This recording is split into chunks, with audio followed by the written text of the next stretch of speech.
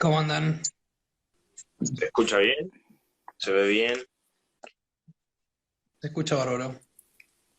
¿Vos? ¿Cómo estás, Lean? Sí, sí, es un gusto para nosotros. Un tema que Bueno, realmente eh, es bastante preocupante y nos llama mucho la atención. Y bueno, creo que vos sos la persona indicada para hablarnos de esto, ya que vos conocés la ley.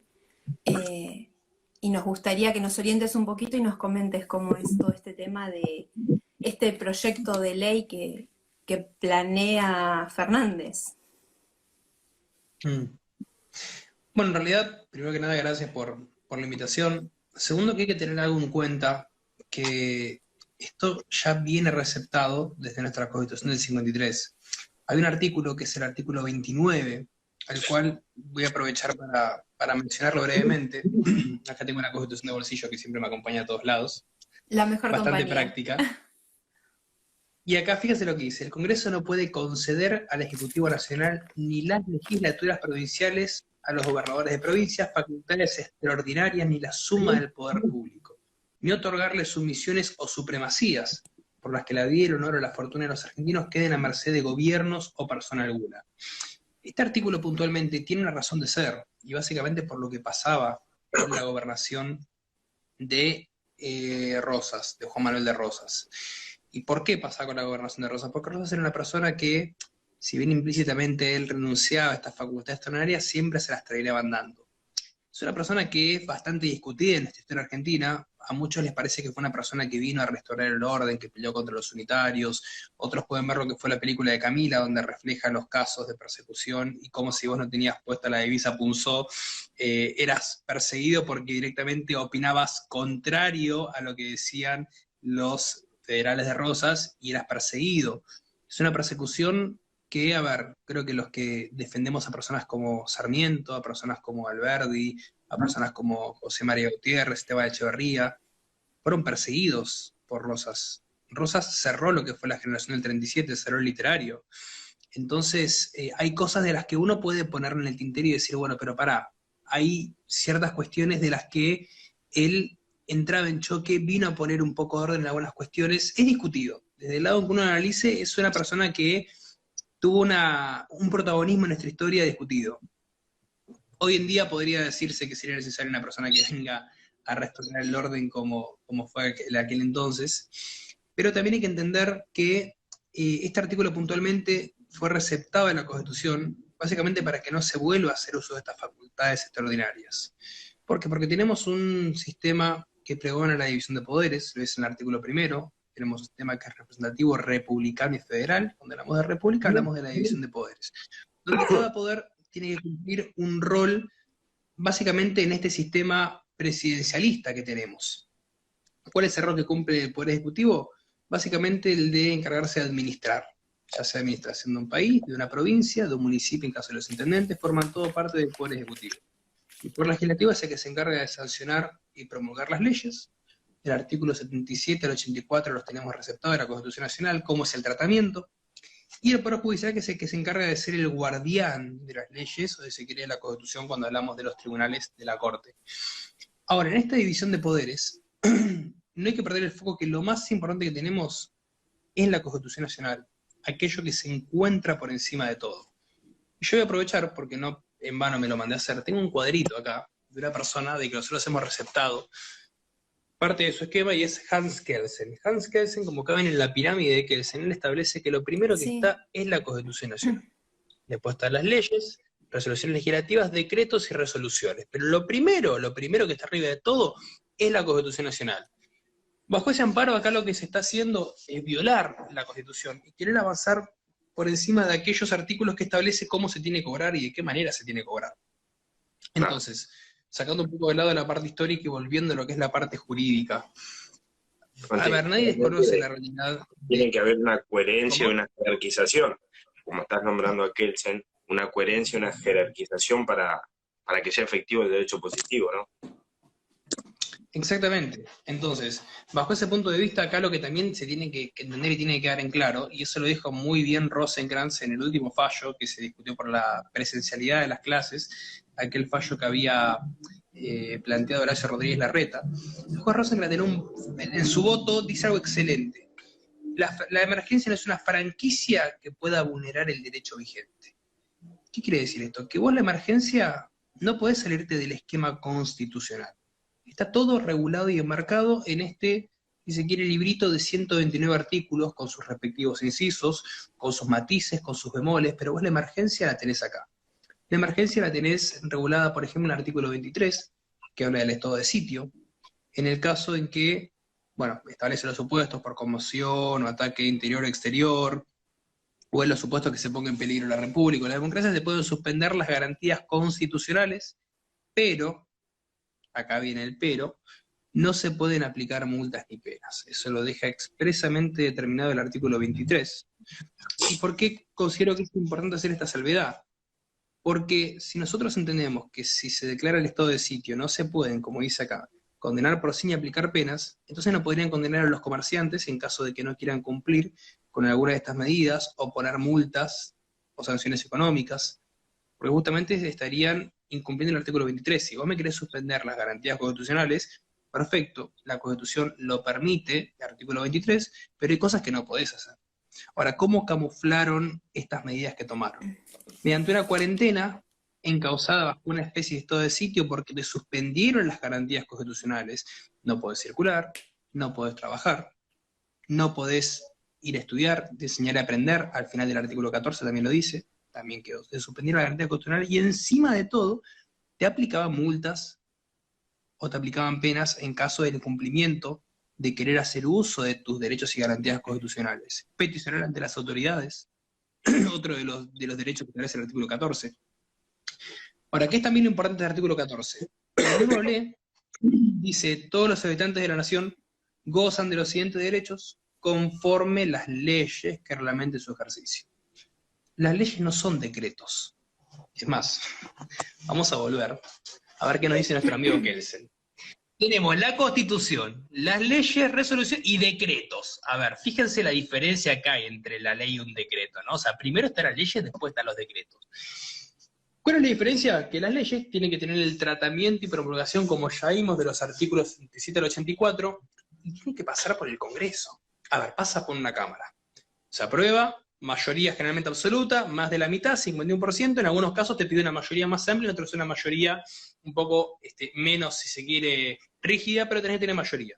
Se aprueba esa Cámara, pasa a la otra Cámara. Se consigue mayoría en las dos cámaras, supongamos que nos ponemos de acuerdo, puede el presidente ejercer su derecho a veto, si no dice nada en 10 días, esa ley se publica en el boletín oficial y pasa efectivamente a aplicar siempre de efecto desde el momento donde se promulgó a futuro. Nunca ir retroactivo. Eso quisieron hacer con el tema del monotributo. Por eso tuvieron que dar marcha atrás, porque vos no podés aplicar algo, o sea, rige el principio de retroactividad de la ley, no podés aplicar una ley y querer condenarla para atrás. No, grave error. Bueno, volviendo al tema ese. Como dijimos, una ley tiene que tener estos recados y pasan por el Poder Legislativo. La Constitución, nuestra Constitución, después de la reforma del 94, incorporó la figura de los decretos de necesidad y urgencia, artículo 99, inciso 3. ¿Por qué? Bueno, porque ya había habido algunos antecedentes. Por ejemplo, en la década del 90 hubo un fallo que fue el fallo Peralta. Para que se entienda, fallos son cuestiones que suceden donde terminan llegando, generalmente, justamente una llamada, donde termina llegando generalmente al máximo tribunal, y ellos resuelven, y esa resolución pasa a ser fallos que pueden ser interpretados como doctrina o jurisprudencia, para que otros jueces digan, bueno, mirá que nuestro máximo tribunal en determinado caso resolvió de esta manera, vamos a usarlo como un antecedente para aplicarlo y resolver cuestiones que se puedan dar de forma similar. En la década del 90 pasó este caso del fallo Peralta, que fue una persona de la cual le quisieron expropiar su terreno, su propiedad, mediante un decreto que provenía del Poder Ejecutivo. Si brevemente fue una expropiación, que como dice el artículo 17, tiene que ser aprobada por ley, previamente indemnizada, el problema era que era por un decreto del Ejecutivo. Entonces, lo que pasó es que la Corte interpretó que en estos casos se puede llegar el Ejecutivo a hacer uso de estas decisiones prescindiendo del Congreso. Y se incorporó la reforma del 94 y dijo, bueno, pongámoslo que por momentos de necesidad y urgencia se pueda llegar el Ejecutivo a hacer uso de estos decretos. Bien, ahora, ¿cuál es el problema? El problema es que vivimos en un país donde todo el tiempo estamos en emergencia.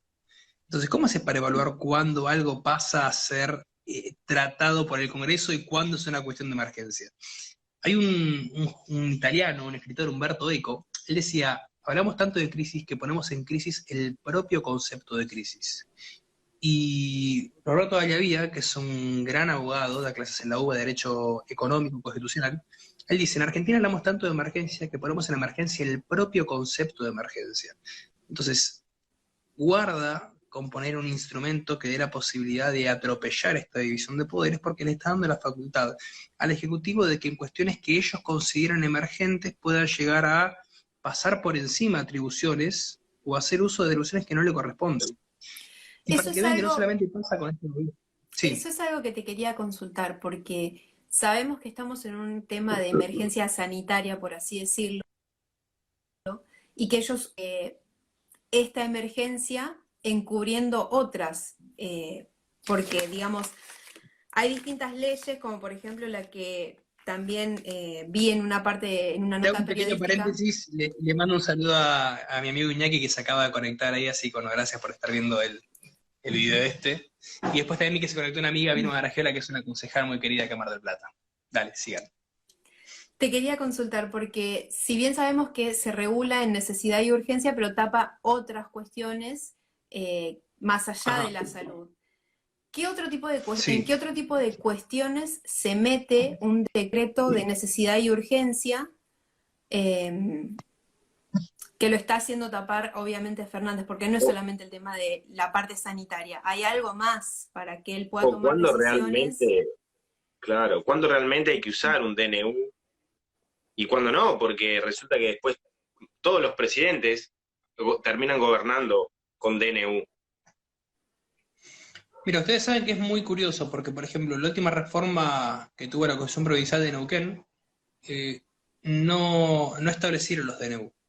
¿Y saben por qué no lo establecieron? Porque dijeron, si de verdad es necesario tener que dictar un decreto donde prescinda de la decisión del Congreso, creo que nadie va a discutir que es una verdadera cuestión de emergencia. A ver, si no estuvieran regulados los DNU, y Alberto hubiera dado en su primer discurso de cadena nacional, que fue más o menos a mediados de marzo, miren, argentinos, argentinas, saben que estamos atravesando una pandemia, hay que tomar decisiones, hay que cerrar el Congreso, hay que aislarlos entre todos. Creo que nadie lo hubiera discutido las primeras medidas porque todos estaban viendo lo que pasaba en un contexto internacional, si se quiere. Es más, fíjense al principio la relación que había entre oposición y oficialismo, o sea, se demostraba si se quería esta cuestión de decir, bueno, no sabemos cómo se está manejando esto. Al principio tenía casi un 75% de imagen positiva al presidente, porque todos dijeron, bueno, nos están cuidando, todavía no llegó acá, podemos controlarlo. Ahora, fue muy ingenuo, yo me incluyo, de pensar que iban a hacer política con esto, y principalmente un país como Argentina. Entonces, volviendo a tu pregunta, ¿cuándo se considera que sería importante el DNU? Porque aparte no establece límite de temporalidad. ¿Hasta cuándo va a seguir la emergencia? ¿Hasta cuándo van a estar los DNU? Fíjese que uno de los grandes problemas de los DNU también son lo que se denominan los DNU ómnibus, los decretos ómnibus. ¿Qué quiere decir esto? Cuando te meten muchas cosas. Fíjense que en 2019, cuando empezó la gestión de Alberto, él decretó una emergencia sanitaria, jurídica, social, económica. Pará. ¿Todo es necesario? ¿Todas las emergencias son necesarias decretarlas? Cuando Mauricio Macri pidió un crédito al FMI por decreto, ¿en serio es necesario hacerlo por decreto? ¿No tienes el Congreso abierto? O sea, digo, a ver, aparte del artículo 75, inciso cuarto, dice, corresponde al Congreso contraer empréstitos sobre el crédito de la nación. Corresponde al Congreso, no al presidente. Y también dice el artículo 75, inciso séptimo, corresponde al Congreso el pago de la deuda interior y exterior. Entonces, si sabés que son atribuciones que no te corresponden, ¿por qué las haces por decreto? Entonces, esto se viene haciendo un uso y abuso de los DNU. Y les voy a decir más.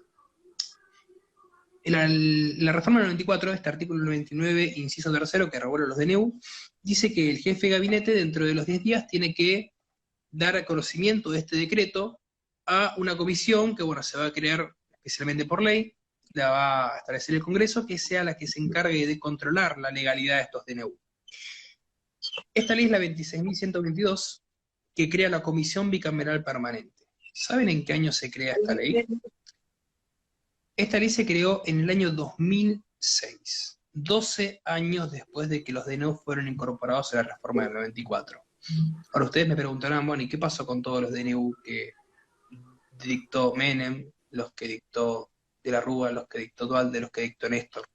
Quedaron todos ratificados implícitamente porque no tenías esta comisión bicameral permanente que se encarga de revisar los DNU.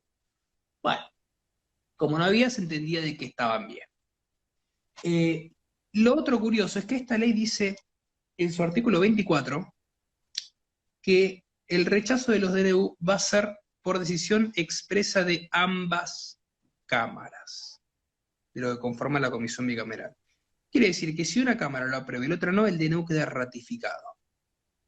Fíjense que es distinto que no, porque para que una ley se pueda sancionar y promulgar tiene que ser aprobado por ambas cámaras, depende de la mayoría que te exija. Con los DNU no, con los DNU basta que solamente una cámara lo apruebe para que quede ratificado. Entonces, es mucho más fácil que se pueda aprobar un DNU a que se pueda aprobar una ley. Siendo que aparte los decretos o los DNU los puede sacar el presidente, que conforma parte del Poder Ejecutivo, siendo que es una atribución que no le corresponde en principio, le corresponde al legislativo. Ahora, ¿qué pasa? Generalmente siempre cuando uno detente el gobierno de turno de ese oficialismo, tiene mayoría en alguna de las dos cámaras. Entonces es obvio que van a quedar ratificados todos los DNU que saquen, todos los decretos que saquen. ¿Esto puede cambiar? Y sí, cuando se trate el tema en el Congreso y quieran cambiarlo, pero obviamente los que van a llegar dicen, no me conviene. Si tengo la posibilidad de regular esto por decreto, no me conviene tomar la decisión del Congreso. Fíjense lo que había pasado, no quiero entrar en la cuestión, digamos, de pañuelos celestes o pañuelos verdes, pero dijeron, me acuerdo de haber escuchado un comentario, y agradezcan que no llevamos el proyecto, no lo impulsamos por decreto. ¿Cómo y agradezcan que no lo impulsamos por decreto? A ver, lo normal es que el Congreso funcione, en que se tenga que llamar a tratamiento y que cumpla los recaudos para que una ley pueda llegar a salir de esa forma. No agradezcan que lo sacamos por decreto. O sea, como que ya se acostumbraron a que todas las leyes suelen salir en general por decreto, o las importantes si se quieren, que el Congreso pasa a estar en segundo plano. El Poder Legislativo pasa a perder autoridad y perder fuerza. Entonces hoy nos encontramos con que del sistema, el triángulo que tenemos, del Poder Ejecutivo, Legislativo y Judicial, tenemos un Ejecutivo fuerte que controla el legislativo pasa a ser como el hijo rebelde, que a veces va a sesionar, a veces no va a sesionar, cuando el Ejecutivo le da permiso dice algo, cuando no le dice nada, no dice nada, y el Poder Judicial, que es como el hijo más chico que está esperando, y le pregunta, ¿y ahora puedo hablar? ¿Y ahora no hablo? ¿Y ahora puedo salir? Fíjense qué pasó en 2019, los juzgados de Comodoro Pi esperando a ver quién ganaba las elecciones, a ver si seguían las causas con Cristina o no seguían. ¿Dónde está la imparcialidad judicial ahí? O sea, no puede estar a merced de lo que sucede y analizar las cuestiones, analizar la naturaleza política de los casos en vez de analizar la naturaleza jurídica. Y es lo que pasa. ¿Y por qué pasa esto? Porque se viene sentando un precedente desde 1946, al poco tiempo de asumir Perón. Recuerden que el golpe se hace en el 43 con Farrell, cuando asume Perón en el 46, al año siguiente desplaza toda la Corte Suprema, Ramos Mejía, Sagarra, Anchorena, el único que no le hace juicio político, que renuncia por su propia cuenta es Repetto. Y cada uno de los que vino posteriormente adoptó esta costumbre de ir poniendo los jueces a, digamos, decisión propia, porque está bueno esto de tener jueces amigos que puedan ser, si se quiere, más objetivos a mis intereses que a los del otro, ¿no? Porque acá la verdad que poco importa cuál es el análisis de la ley, sino los análisis o los intereses propios de cada uno. Así que bajo ese punto de vista, por ahí es un poquito extenso, pero quería que quede cerrada la idea de por qué esta cuestión de los DNU y qué se entiende por emergencia y cómo es que esta ley, la 26.122, puntualmente el artículo 24, es un atropello al sistema republicano. Nombraste algo muy interesante que muy poco se habló, o la gente quizás no lo entiende bien, sobre el tema de la reforma judicial que se planteó. ¿Nos podrías explicar un poquito qué es realmente lo que planteaba esta reforma hacia el Poder Judicial? Mira, yo creo que es necesaria una reforma judicial. Claro que sí. No esta reforma judicial. ¿Y por qué es necesaria la reforma judicial? ¿Es necesario? ¿Qué planteaba esta en particular? No, lo que planteaba era la disolución de ciertos juzgados, unificarlos con otros, desplazar jueces, ubicarlos en otro en otro estadio distinto. Se planteó en un momento la creación de algo que se llama una especie de un tribunal intermedio, que esto, hay una discusión jurisprudencial bastante rica, que es la posibilidad de descongestionar un poco la Corte. La Corte le lleva más de 20.000 casos por año. ¿Saben cuánto resuelve? Promedio de 200 y pico. Y los otros, me preguntaron ustedes, 19.900, 19.700, ¿qué pasa? Y bueno, quedan en el tintero. Entonces se buscaron muchas formas de ver cómo podemos hacer para descongestionar el trabajo de la Corte. Pasa que hay una herramienta que es la posibilidad de el recurso extraordinario federal, que vos siempre podés llegar a la Corte cuando vas a reserva del caso federal. Acá esto atenta contra la Constitución. Entonces siempre llegás a Corte, a Corte, a Corte, a Corte. No hay un filtro de verdad que funcione para que la gente diga, bueno, pero pará, porque no es tan fácil llegar a la Corte. Bueno, acá puntualmente en nuestro país sí es fácil. Si bien hay ciertos recaudos, se ha buscado hacer filtros con diferentes herramientas, que no va a entrar en detalle para volver muy extensa la charla, pero que no ha funcionado. Entonces, esto sigue estando. Ahora, que acá se plantee la posibilidad de crear tribunales intermedios, pero que al fin y al cabo después se puedan apelar a la Corte, ¿cuál es el sentido? Supuestamente debería decir, bueno, lo que dice el tribunal intermedio antes de llegar a la Corte ya está. Podría poner un fin para que vos no puedas llegar, ¿no? Plantea también la posibilidad de que vos puedas llegar a recurrir a la Corte. Entonces, se ha armado de forma errónea. Aparte esto de un consejo de notables, reunión de consejo de notables que se creaban para ver la reforma. ¿Y quién está en el consejo de notables? Y tenés a Arslanian, que era el abogado de Cristóbal López, tenés a Beraldi, que es el abogado de Cristina. A ver, no me está cerrando mucho la idea esta de crear un consejo de notables con todas personas del palo de ustedes. Entonces, vamos a poner las cosas como son. Tenés gente de excelentísimo nivel, como por ejemplo Daniel Sapsay, que aparte de ser mi profesor en el posgrado en Derecho Constitucional, es una persona que muchísimo conoce del asunto. ¿Y por qué no lo llaman? Y porque claramente que él opina en contra del gobierno y habla con muchísimos argumentos y fundamentos sólidos de por qué no están bien planteadas las cuestiones. ¿Y por qué no llevas a una persona así para que pueda llegar a dar una mirada objetiva, no? No, porque acá estamos solamente con los amigos. Entonces, volviendo a tu pregunta, la reforma judicial analizaba y planteaba muchas cosas, pero que no venían a resolver la cuestión del asunto. La cuestión tiene que ser descongestionar los juzgados, ya sean civiles y comerciales, ya sean laborales, ya sean penales. No puede ser que tardes tanto tiempo. Vos tenés juicios de si se quiere, por ahí divorcio no tanto, pero hay juicios de concursos y quiebras que por ahí van más de 20 años. Y hay casos de violencia que también llevan años, y yo los he visto. Entonces es una historia de nunca parar. Y eso es acumulación que vos tenés desde la parte de hojas, de poner en funcionamiento todo el sistema judicial, audiencias.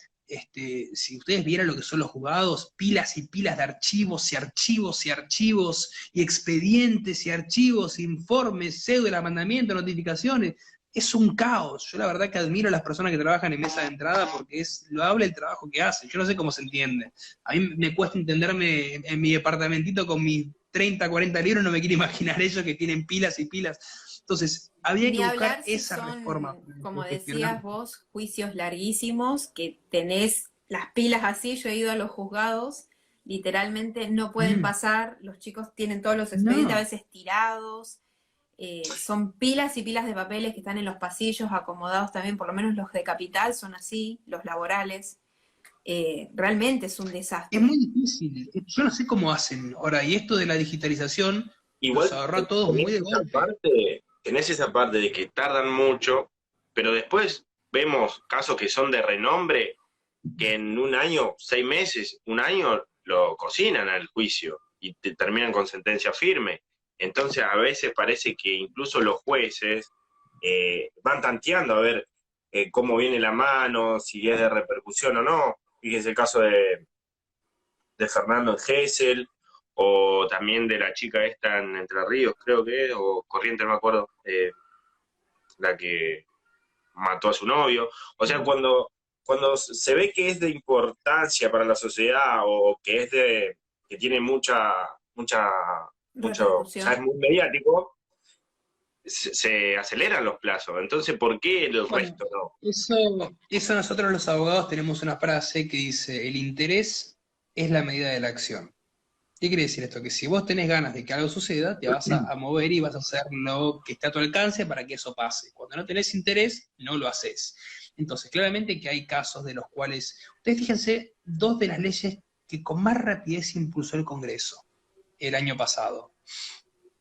El aporte solidario extraordinario a las grandes fortunas, que de aporte no tiene nada porque es un impuesto y de solidario tampoco porque te obligaban a pagarlo, y la ley del aborto. Volviendo a lo mismo, sacando de lado las cuestiones que uno pueda tener de un lado o del otro, ¿no? Pero a lo que voy es la velocidad con la que la trataron. Pasó por una cámara, listo, genial, ya en menos de un mes pasó otra cámara, listo, salió. Uno se queda pensando, che, qué bien que funciona el Congreso, ¿y por qué tenés temas cajoños de hace tantos años? Porque no les interesa tratarlos. Y va por eso que vos decías. Es lamentable, literal es lamentable que pase eso, porque, como decías, la reforma esta... Tenemos un sistema muy deteriorado, Yo creo que acá tiene que haber muchas modificaciones, tenemos que achicar gran parte de lo que es el gasto público, empezar a tener verdaderos operantes en materia jurídica, en materia política, gente que de verdad trabaje y que haga mucho más eficaz el trabajo y no lo retrase. Porque, por ejemplo, si vos en una construcción, qué sé yo, tenés trabajando 20 personas y te laburan bien, ahora por ahí pones 1 o 2 más, te pueden ayudar el trabajo. Ahora, si pones 100, van a estorbar el trabajo de los otros 20, se van a chocar entre todos y ninguno va a hacer nada. Bueno, acá pasa lo mismo, vos tenés tanta gente trabajando, y secretarías, de subsecretarías, y ministerios, y que te abren oficinas y dependencias que dependen de otras dependencias. Entonces, todo eso lo que hace es que a vos se te vayan pateando de un lado al otro y ninguno te ofrece una respuesta concreta. Ahora, ¿por qué no buscamos reducir esos institutos, organismos que evidentemente no cumplen ninguna finalidad y buscamos lograr un poquito más de unidad para que se haga un trabajo mucho más eficaz? Lo que está de moda también es, más allá de la secretaría, son los ministerios. Tenés ministerio para todo. Ministerio de acá, ministerio de allá, sí, es algo que... Pero bueno. Ayer justamente tuve un seminario con un juez muy reconocido de la Corte Interamericana de Derecho Humano y planteaba esto de la reforma judicial, planteaba que la Corte tendría que ser de por lo menos 15 jueces, que hayan cámaras, o sea, cámara 1, cámara 2, cámara 3, o A, B o C, y que cada cámara, que todo eso sea una corte y que los casos estén separados por fuero, ¿no? Penal, laboral, porque entiende que, claro, 5 personas, no todos saben de todo, no, por ejemplo, en este caso Zaffaroni sabría de laboral. ¿Cómo ves eso? ¿Cómo ves el tema de la reforma hasta incluso de la Corte Suprema, ¿no? Mira, yo esto lo había planteado y uno de los temas que tuve que estudiar en el posgrado fue el tema del derecho procesal constitucional. Cosa que nosotros no tenemos receptado, no tenemos tribunales constitucionales. Esta idea de crear un tribunal intermedio para las sentencias arbitrarias podría ser interesante porque planteaba la cuestión de decir, pero para, ¿hay una verdadera afectación a la Constitución o cuál es el tema a tratar? Porque muchas veces el daño, la lesión es manifiesta, vos la ves a simple vista, a veces tenés que fumarte todo el expediente y los cuerpos de expediente y eso demora mucho el trabajo. Ahora, el problema es que vos decís, está bien, la Corte no tenés jueces especializados en materia constitucional. Y eso a mi punto de ver, a mi forma de ver, es un error, porque si llega a la Corte es justamente para analizar lo que Kelsen dice en su pirámide, en la Constitución Nacional, vos deberías tener jueces especializados en derecho constitucional. Porque se supone que si vos estás hablando de una cuestión penal, tuviste para que te resuelva el juez de primera instancia, que te resuelva la Cámara, que te resuelva de última la Suprema, y en la Corte, si tenés que llegar a la última instancia es por una afectación a la Constitución Nacional, no porque se discutiendo la cuestión de fondo. Acá se discute la cuestión de forma, si vamos a hablar de forma, si se quiere, técnica. Entonces, como pueden llegar cuestiones de cualquier tipo, a mí me pasó que yo había hablado con Zaffaroni a ver si quería que tengamos un debate en buenos términos sobre justamente el tema de los DNU, y lo que me respondió es, no, pero yo de eso no sé, yo sé de criminología y de derecho penal, así que de eso podemos hablar. Teoría del delito. ministro de la Corte Suprema, tuviste que regular y legislar sobre los DNU. No podés hablar con un simple abogado que está allá abajo, allá, a comparación de lo que sos vos, hablar un poquito de los DNU. Viste, y ahí ya te da para pensar, bueno, está bien, a ver, si vos me querés agarrar con el derecho penal, claramente que no voy a poder hablarte igual igual. Ahora, si para vos es divertido hablar una hora entera y no poder generar un debate sano con una persona desde el punto de vista jurídico, bueno, ¿qué te ves? Sí, pero capaz que si se le plantea un debate con otro penalista punitivista, capaz que tampoco te acepta. O sea... No te lo va a agarrar, no te lo va a agarrar. Hubiese sido Pasa que vos te das cuenta que interesantísimo. no... ¿Qué? Hubiese sido interesantísimo, porque Sí, porque yo le hubiera preguntado esto, le hubiera preguntado por esta ley, le hubiera preguntado qué opinaba de este artículo, le hubiera preguntado si para él consideraba que esto afectaba la forma republicana de gobierno. Me hubiera gustado saber su opinión al respecto. Pero bueno, capaz que ese era el no pudo problema, ser. Tal no vez quería saber crear... la opinión de él. O sea, no dejar de manifiesto qué es lo que realmente piensa él. Es que yo creo que, a ver, él es una... A ver, Zaffaroni es una persona que creo que nadie puede discutir el conocimiento que tiene, porque es como decir que Cristina no es buena política. Cristina como política para esta Argentina es brillante. Que sea una persona nefasta, que sea una persona corrupta, que sea una persona que haya destruido parte de la política argentina y la haya potenciado, pero nadie puede negar como política. Vos fíjate cómo la mina que armó las listas y volvieron a ganar, y cómo logró transar y hacer alianzas con Massa, y el lugar que lo ocupó, y cómo maneja ella todo. Ella mueve peones, juega al ajedrez constantemente. Nadie puede negar que no es buena política, como nadie puede negar que Zaffaroni es una persona que tiene una cabeza increíble. Ahora, yo no comparto absolutamente en nada su postura, porque el garantismo que él trabajó, ese garantismo de Ferraioli, el garantismo que hablaba de cuáles son los derechos que tiene una persona que la agarra cometiendo un delito. O sea, todo lo que ven en las películas yanquis, tiene derecho a guardar silencio, tiene derecho a un abogado, tiene derecho a hacer una llamada. Eso es el garantismo, porque son los derechos que hacen al debido proceso. Ahora, esta sarta de boludeces que pusieron de que no, pero el cómputo es 2 por 1 porque 2 días en prisión preventiva es un día de prisión efectiva, y la suspensión de juicio de prueba, y la libertad condicional, y que podés presentar un pedido de excarcelación cada 8 meses. Todas estas cuestiones, no, porque la verdad que si la persona comete un delito es porque la sociedad lo estigmatiza, y porque la persona roba porque vos querés que robe, no porque él roba de verdad. Y vos tenés chicos que cometen delitos de 15, 16 años, no, pero no comprenden la criminalidad de sus actos. ¿Cómo no comprenden la criminalidad de sus actos? Yo a los 15 años no ando agarrando una pistola y matando a la gente porque no comprendo la criminalidad de mis actos. A ver. Entonces, esta cuestión de querer victimizar constantemente al delincuente y ponerlo como en rol de víctima, y que cuando nosotros somos los verdaderos víctimas, que eso es lo que plantea en su teoría.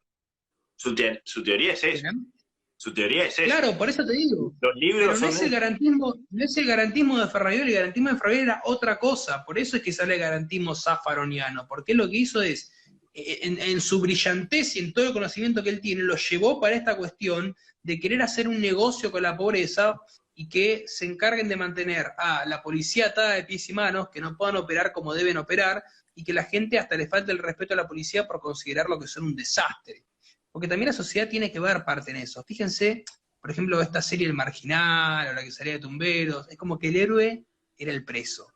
Y se acostumbraba a que uno leía a la policía Gorra, Ratti, todos esos apodos, si se quiere, que no hay que olvidar que le estamos hablando a un policía, y no deja de ser un funcionario público. Andá a decirle Gorra, Ratti, un policía en Brasil. Andá a decirle a los carabineros de Chile. Te cagan a trompadas. No hace falta que te vayas a Estados Unidos. Entonces, el respeto que le hemos perdido a la policía es porque de a poco nos han ido metiendo esta idea de que cuando agarran a un delincuente, ¿por qué lo agarraron? Pero seguramente, pobre chico, hubo algo que lo tuvo, y mirá cómo lo están poniendo las esposas, qué agresivo que es la policía. Porque después tenés casos como el de Roldán, tenés casos como el de Chocobar, que terminan actuando con miedo, terminan o a lo sumo sin vida, como pasó en el caso de Roldán.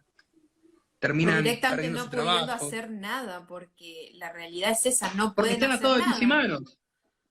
Claro, si yo le disparo, con suerte me pueden sacar. Ahí se conectó Charlie, mando un abrazo a mi amigo Charlie. Con suerte puedo quedar sin laburo. A lo sumo me abrirán un proceso en el peor de los casos. Me terminan destituyendo, me suspenden. ¿Por qué? Porque actué en ejercicio de mis funciones. porque no tengo otra herramienta para poder detener un delincuente que no sea con el arma reglamentaria que tengo.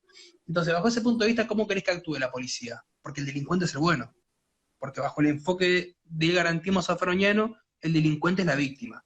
Entonces, esta cuestión que se ha creado de que el delincuente es la víctima es lo que establezca que no tengamos una política criminal seria.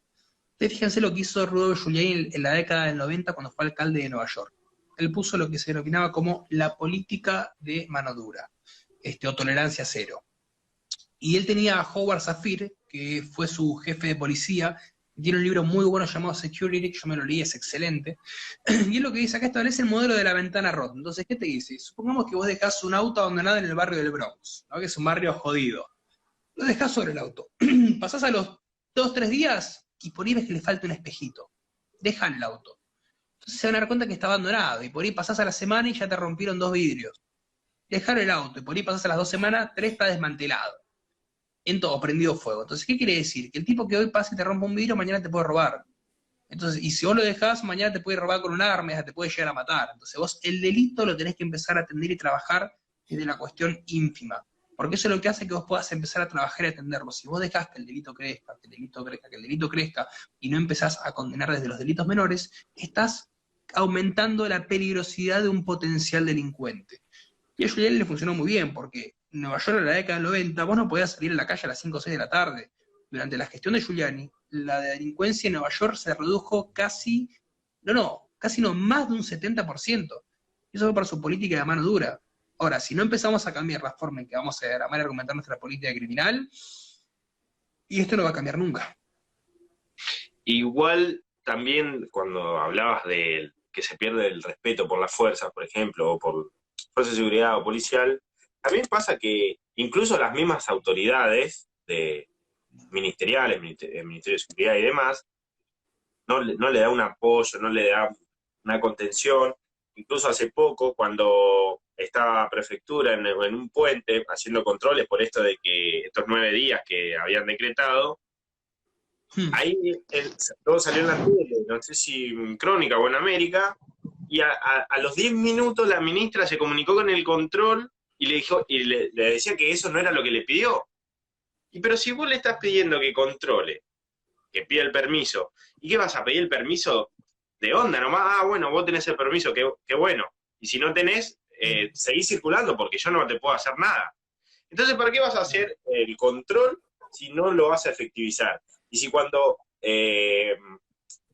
los medios de comunicación muestran el control que está bien, que está haciendo una fuerza, vos para no quedar mal con el resto de la sociedad o incluso con la casta política, con el Frente de Todos, porque es lo que no se direcciona, no va en la misma dirección, entonces ya lo cortan. Y ya el prefecto, el gendarme, es sancionado o por lo menos le abren una administración, una información administrativa.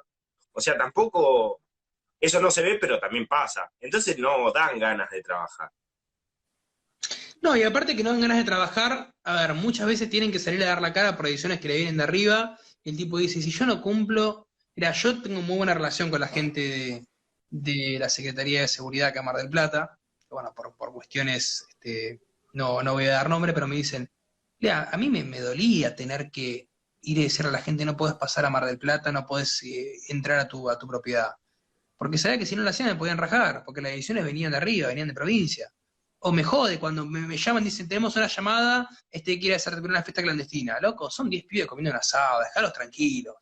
Pero ¿qué pasa? Después los vecinos salen a decir, no, la verdad que acá no funciona nada, te baja línea de arriba y te los rajan a todos.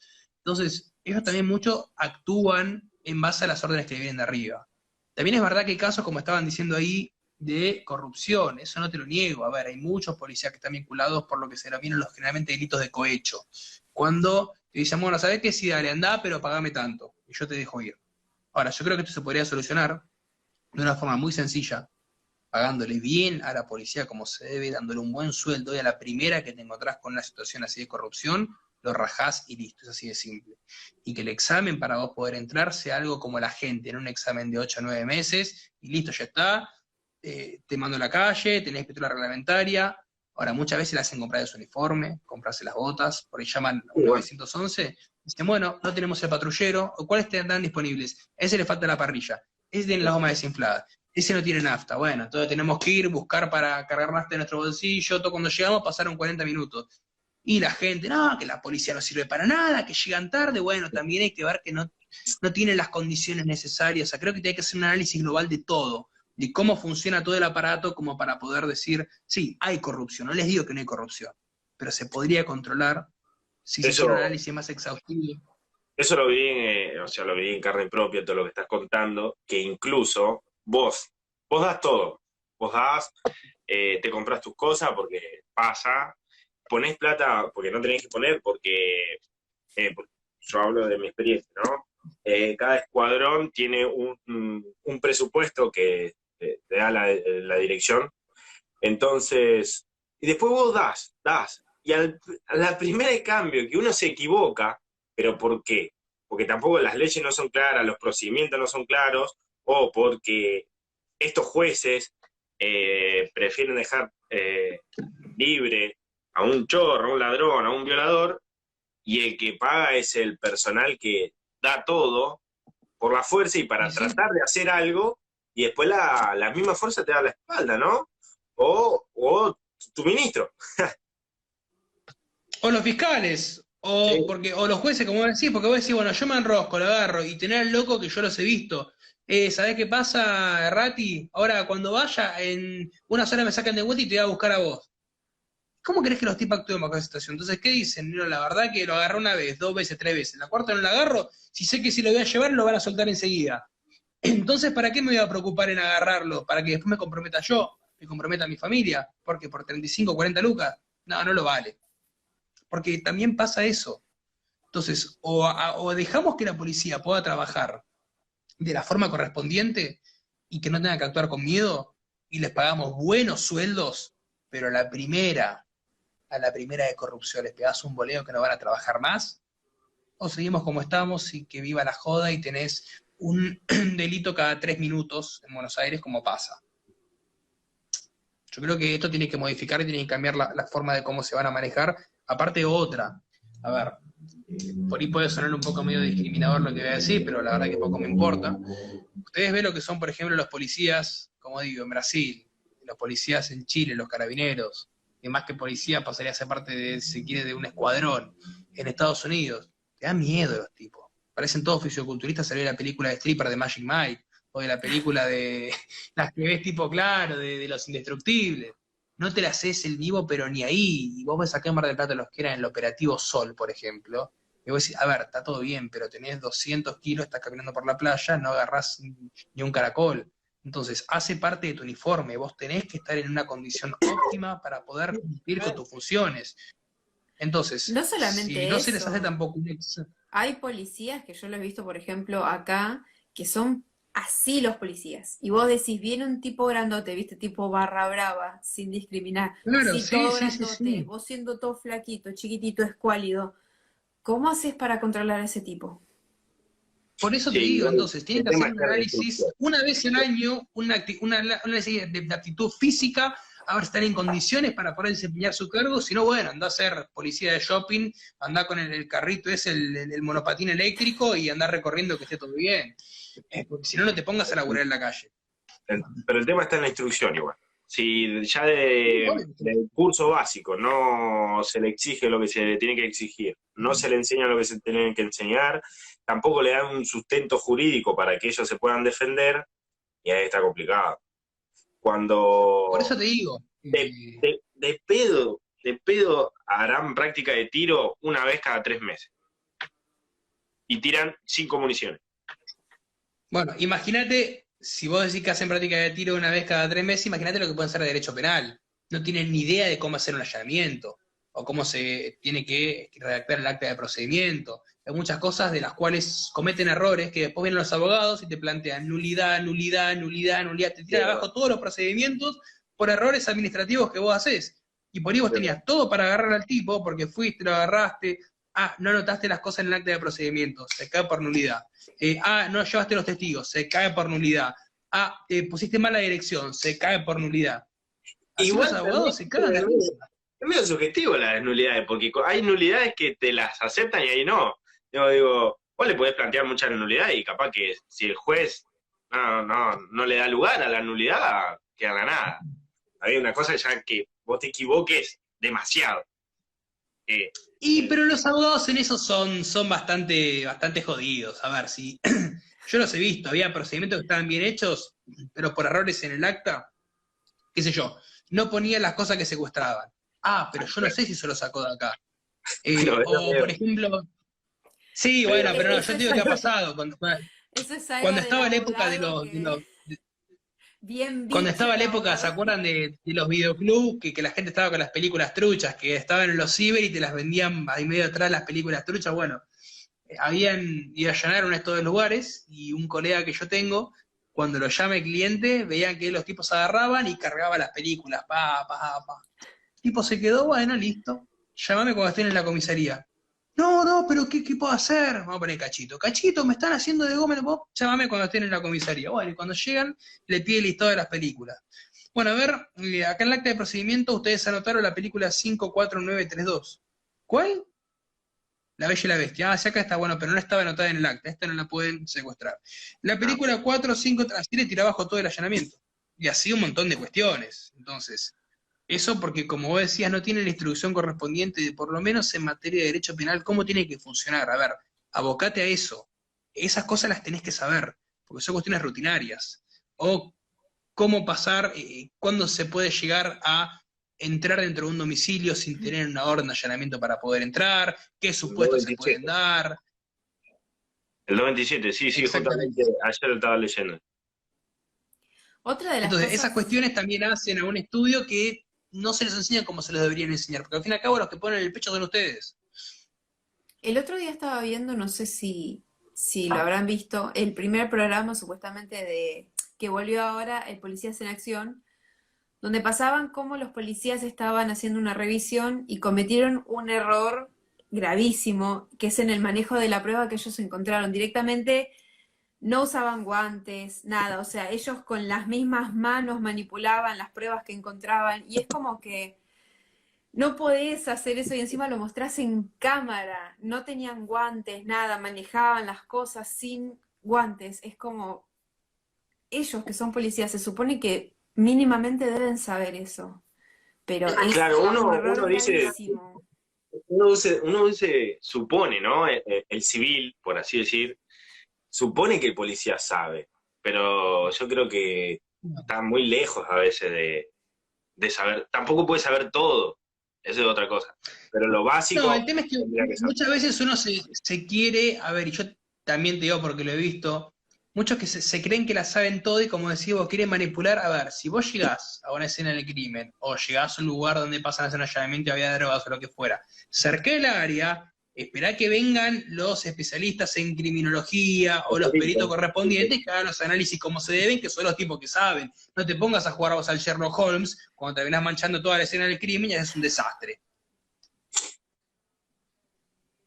Ah.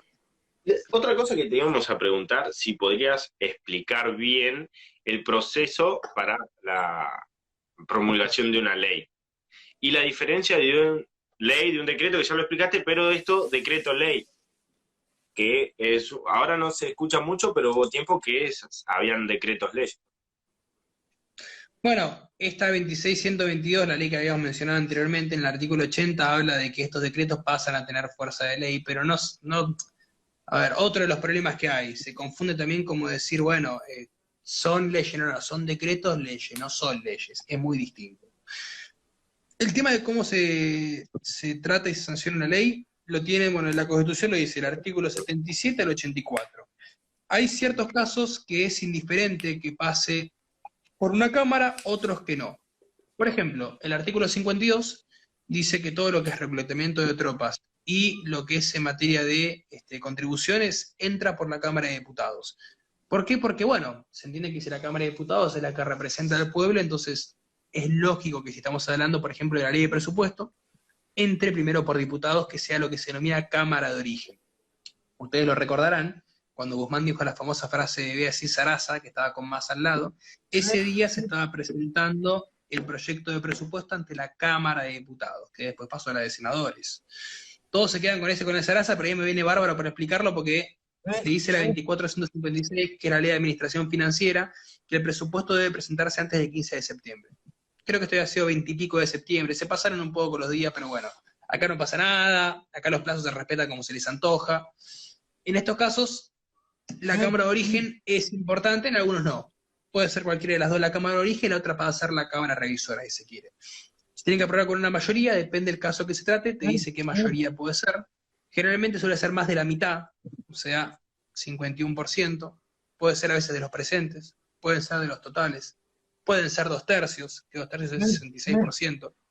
Otra de las cosas que también establecía la reforma, dentro de la reforma judicial del Ministerio Público Fiscal, es cambiar las mayorías de 2/3 a una mayoría simple, es decir, de 33% a 51%, o sea, más de la mitad, o sea, también te cambiar la mayoría para que sea más fácil que se pueda llegar a acceder. Entonces, puede parecer una cuestión numérica, pero no, porque necesitan menos votos para poder conseguir el quórum si modifica las mayorías. Entonces, como digo, depende del caso que se trate, son las mayorías que requieren. ¿Es una mayoría simple, es una mayoría calificada? ¿Cuál es el porcentaje de esa mayoría para tener quórum? Si es de los presentes, si es de los totales.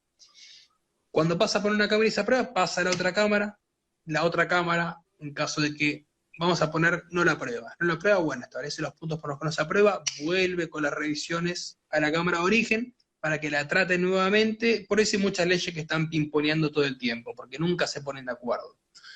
Hasta que se pongan de acuerdo, supongamos que con las modificaciones se ponen de acuerdo, vuelve a pasar a la otra cámara, la Cámara Revisora, se ponen de acuerdo, y después está la posibilidad que el presidente pueda ejercer el derecho a veto, que si no dice nada en 10 días, se considera que en ese caso el silencio se interpreta como una manifestación tácita de la voluntad, como que la reconoce. Si dice algo al respecto, se vuelve a tratar. Eso claramente también evidencia el poder que tiene el Ejecutivo por encima del Legislativo, porque eso, por ejemplo, en los sistemas parlamentaristas no pasa, o hasta tan parlamentarista no le diría, porque en Estados Unidos también el Congreso tiene mucha más fuerza.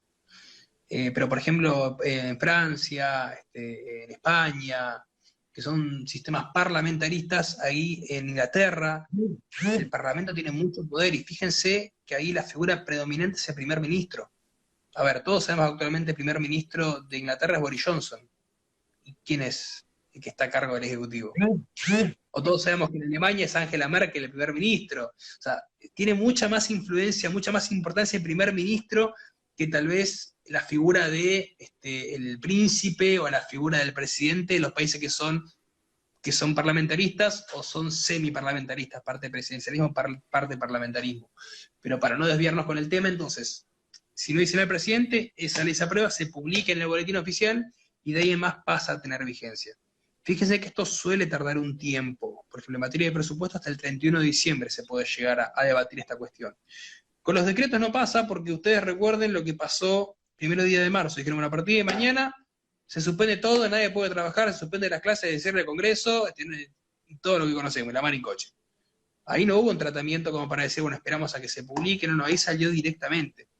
Entonces, no llegó a haber un análisis previo por parte de esta comisión, que por más que después la aprobó, porque la Comisión Bicameral Permanente aprobó absolutamente todos los decretos que sacó este gobierno. ¿Por qué? Porque tienen mayoría en senadores, y la mayoría que les falten diputados, en ciertos casos la consiguieron con los votos de la baña, pero ya con tener la mayoría en senadores ya está, aprueban todos los decretos que se les cante. Entonces, bajo ese punto de vista, hay una diferencia abismal. El tratamiento es tal vez un poco más simple de lo que suena, pero sí, a partir de que se publique en el boletín oficial, esa ley pasa a tomar fuerza de tal y tiene que empezar a regir de acá a futuro, nunca mediante efecto de irretroactividad. No sé si querés preguntar algo, Flor. Sí, hay algo que me llamó la atención la otra vez que salió en las noticias. Quizás no es esto de la ley de superpoderes que planteaba el Ejecutivo, sino por una cuestión de que se armó todo un revuelo por un juez de Mar del Plata, no sé si lo viste, un juez federal, que no sé si la palabra es dejó sin efecto la ley, pero como que le puso un Quedó stop suspendida. momentáneo, Suspendió la ley del suspendido, IBE. ¿cómo? Sí, quedó suspendida. ¿Cuál decís? Bueno, la ley del IBE. ¿La del aborto? Sí, la del aborto. Y Claro, la ley del IBE. había Sí. una Sí, periodista que por lo que preguntaba todo el tiempo, pero ¿quién es usted? ¿Usted se cree? ¿Cómo puede hacer eso? Y hay gente que realmente cree en la palabra de esta periodista. ¿Cómo puede ser que un juez haga una cosa así? ¿Cómo sería este caso? ¿Cómo lo explicarías vos de por qué un juez puede fue decretar, federal. claro, un juez federal? Bueno, el tema es el siguiente. Yo el caso lo conozco aparte porque quien planteó la acción de amparo es un amigo mío y un colega que trabajamos en algunos casos. Y me había llamado y me dijo, Lea, mañana me van a llamar para estar aquí en Crónica de acá porque metió una acción de amparo y la verdad que el juez terminó fallando favorablemente y se armó un despelote terrible. Me dijo, bueno, para, contame cómo fue la cuestión. Y me puso al tanto de todo. Y yo le digo, mirá, eh, planteando de vuelta lo mismo, sacando de lado las posturas que cada uno tenga, yo creo que hay que ver siempre qué es lo que dice la Constitución al respecto. Y al margen de los tratados internacionales con jerarquía constitucional, como lo que es la Convención de los Derechos del Niño, la Convención Interamericana de los Derechos Humanos, que establecen y priorizan lo que es el derecho a la vida como uno de los derechos inherentes a la persona humana, hay un artículo que es el artículo 75, inciso 23, de lo que no se habló mucho cuando se trató este tema. Y ese 75, inciso 23, que los voy a buscar para leérselos ahora, es algo de lo que se tendría que haber tratado en primer lugar cuando se llevó este tema al Congreso. Porque básicamente deja en evidencia por qué no se podría ni siquiera haber tratado esta cuestión. El 75, inciso 23, último párrafo, dice: corresponde al Congreso dictar un régimen de seguridad, sí, está bien, social, especial e integral en protección del niño en situación de desamparo, desde el embarazo hasta la finalización del periodo de enseñanza elemental, y el de la madre durante el embarazo y el tiempo de lactancia. O sea, corresponde al Congreso dictar régimen de protección y de seguridad especial integral sobre estas cuestiones. ¿Cómo puede ser que estemos hablando de una ley que interrumpe voluntariamente el embarazo cuando el Congreso debe establecer medidas de protección justamente del niño y de la madre durante el embarazo hasta el periodo de lactancia y de enseñanza? Entonces, es una contradicción inmensa, por donde lo veas. Desde el punto de vista constitucional, esta ley claramente que es inconstitucional.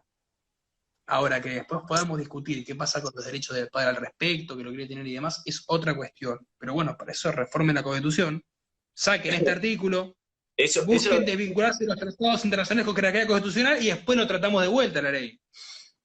eso que te iba a preguntar igual, sobre una posible reforma, porque bueno, está esta ley de superpoderes, vemos que gobiernan por DNU, vemos que sacan, a primer momento vemos que ellos leyes inconstitucionales o actos inconstitucionales, que no se respeta la división de poderes, y que vemos que es lo que pasó en Chile también hace menos de un año, sobre la reforma de su constitución, y qué tan cerca ves que vayamos por ese camino.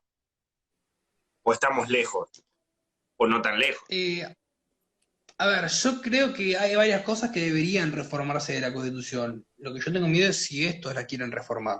Porque yo no tengo duda de que van a hacer, por ejemplo, la reelección indefinida, como una de las tantas cosas. Entonces, acá hay claramente un avance de las ideas socialistas, izquierdistas, y ojalá fuera el socialismo de Europa. Porque ustedes, por ejemplo, tienen Nueva Zelanda, que la presidenta de Nueva Zelanda es del Partido Obrero, del Partido Laboral. Y ellos, sin embargo, tienen medidas como es la reducción impositiva, la apertura de los mercados, el libre comercio, todo lo que, si se quiere, el sector más de derecha acá defiende, ellos lo tienen en el Partido Laboral, el Partido Obrero de allá. Entonces, es otro socialismo distinto el que tenemos. Ustedes fíjense que, por ejemplo, el primer concejal que tuvo Mar del Plata por el Partido Liberal fue Teodoro Bronzini. Teodoro Bronzini, que después pasó a formar parte del Partido Socialista, pero las ideas que él tenía era plantear la cuestión del divorcio, plantear la cuestión de los derechos del trabajador, que no fueron innovaciones de Perón, plantear la cuestión de la reducción impositiva, y era el Partido Socialista. Entonces, no había diferencias tan abismales. Hoy en día se creó una brecha, pero porque el socialismo latinoamericano tiene las influencias de gobiernos totalitaristas, gobiernos déspotas, gobiernos autoritarios, gobiernos que quieren dejar en evidencia un control que prioriza avasallar esta cuestión de que el poder viene de Dios al pueblo y del pueblo a sus representantes. Yo creo que el poder viene de Dios a ellos y ellos se perpetúan en el poder y de acá no me sacan más. Yo de momento lo veo que peligra, qué es lo que sucede con los países de Latinoamérica. Puntualmente lo que pasó ahora también en Perú con la asunción de Castillo por encima de Keiko Fujimori. Entonces, son muchos avances constantes de distintos gobiernos que, bueno, el único bastión de Occidente que queda en pie es Bolsonaro, porque lamentablemente en eso Trump también ha sido víctima de cómo ha acelerado las cuestiones de la pandemia en Estados Unidos, que ahora viene Biden con un plan de vacunación terminado que se lo había dejado cocinado Trump. O sea, lo único que tuvo que hacer Biden es abrir el horno, sacar el plan de vacunación y empezar a ejecutarlo, porque todo ya lo había cocinado de antemano Trump.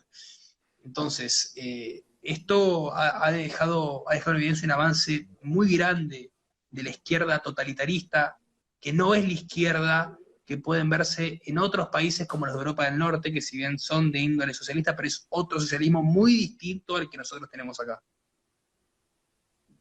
Bien. Flor, ¿querés hacer alguna pregunta más? Si no, vamos terminando ya hace una horita justo, creo. Claro, yo lo que tengo miedo es que se corte antes de que... bueno, te queremos agradecer por tu tiempo y por realmente liberar muchas cuestiones sobre el tema judicial que a nosotros particularmente nos importa muchísimo. Brian y yo somos estudiantes de Derecho, entonces como que tener una persona que realmente sepa sobre estas cuestiones, además sabemos que sos profesor también, para nosotros es importantísimo y tener una persona así como vos, ya te digo, que es profesor, que sabe, es para mí un honor. Predispuesto. También la predisposición y por haber aceptado la entrevista. Un placer. Yo la verdad que siempre que me invitan para algún vivo, algún Zoom, yo digo que es indiferente si hay mirando 2 personas, 20, 400 o 1000. La verdad que yo en eso creo que uno tiene que hablar para todos, tiene que dar esta batalla para todos y tiene que seguir abriendo cabezas, porque vos no sabés si las 20 personas que te miran, después cada uno le dice a 3 personas más, ya son 60, a 3 se le dicen otras más, y ahí se va replicando las ideas que nosotros defendemos. Yo creo que estamos en constante aprendizaje, se han perdido muchos valores por nuestros próceres, por nuestra historia, por nuestras costumbres y por nuestra identidad principalmente. Y creo que gran parte del error que tenemos como argentinos es no conocer nuestra historia. Y como decía Napoleón Bonaparte, un pueblo que no conoce su historia está condenado a repetir siempre los mismos errores.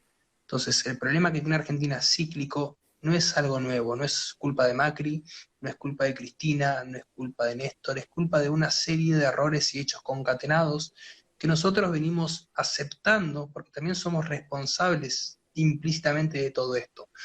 Pero si nos quedamos callados, vamos a seguir siendo responsables, porque vamos a ser cómplices de los atropellos constitucionales que estamos viviendo. Por eso es que tenemos que dar la batalla desde el lugar que cada uno pueda, sea compartiendo una historia, sea saliendo a la calle, o sea liderando un grupo de gente que pueda llegar a marcar una diferencia en algún aspecto. Cada uno de la batalla donde sea, el tema es darla. Totalmente.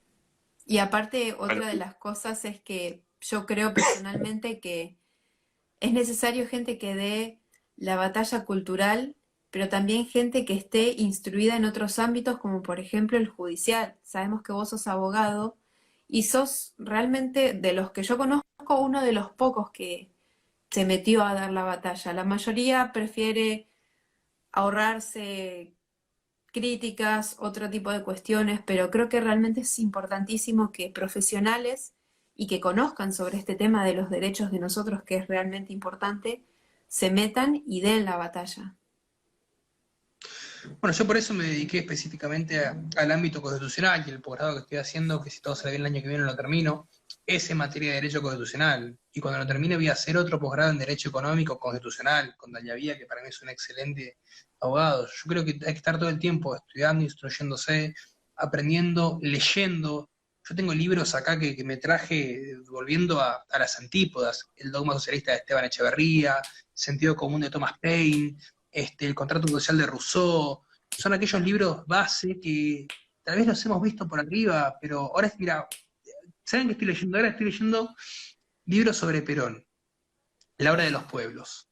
Un libro excelente, escribía muy bien Perón, pero que eso me permite a mí poder de entender y debatir con argumentos cuál es la doctrina peronista, cuál es el análisis que él hacía.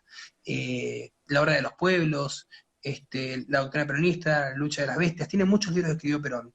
Pero yo te puedo asegurar que vos agarrás a cualquiera de los que hoy en día se te planta y te dice peronista, bueno, vamos a hablar de la hora de los pueblos, o la doctrina peronista. A ver, ¿qué establecía? No tienen ni idea.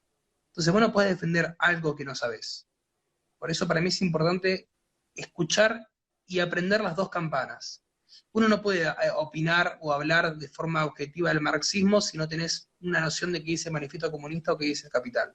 Como así tampoco no puedes hablar del liberalismo de Hayek si, por ejemplo, no te leíste, qué sé yo, Camino a la servidumbre, o no te leíste Fundamentos de la Libertad, o Mises cuando habla de socialismo, y así con un montón de autores. Entonces yo creo que es importante que sepamos cómo invertir nuestro tiempo, y si a veces no tenemos la posibilidad, ya sea económica, para comprar un libro, o no tenemos las ganas de sentarnos a leer, les puedo asegurar que hay conferencias de lo que se les cante en internet, o tienen podcast para escuchar en Spotify.